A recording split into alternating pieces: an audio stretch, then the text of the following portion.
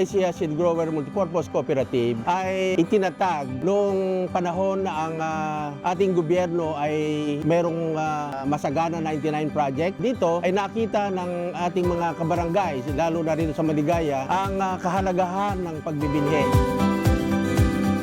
Ang aming kooperatiba ay binubuo ng 78 active members. At yung 78 na yon, yung last na inventory namin ng hectarage, ay meron kaming 1,250 hectares. Ang pangunahing layunin ng kooperatiba ay mag-produce at mag-distribute ng Inbred Dry Certified Seeds. Nag-umpisa kami sa Region 3, pero later on ay nakita ng bagong pamuluan ang pangangailangan ng binhi sa iba pang mga rehiyon. So sa kasalukuyan ay meron kaming mga delivery sa Region 5, Region 8, sa Sultan Kudarat, Surigao del Sur at sa Cotabato.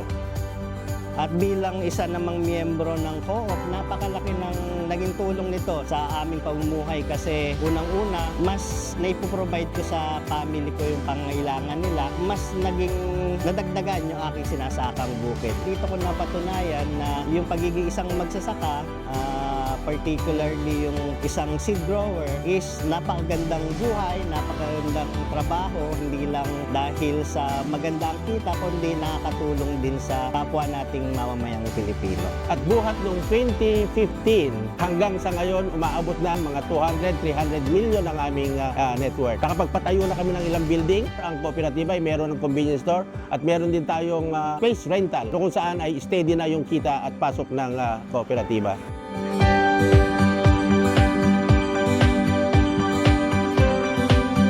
Kung wala ang land bank, wala ang Nueva Ecija Seed Grower Multipurpose sa kinatatayuan niya ngayon. Nag-umpisa kami hanggang sa ngayon, wala kaming hindi nababayarang utang sa land bank. Habang ang Pilipino ay kumakain ng bigas, ay nakikita ko ang kahalagahan pa rin ng pagbibinhi. Dahil kung walang magandang binhi, ay walang magandang itatanim ang ating mga magsasaka.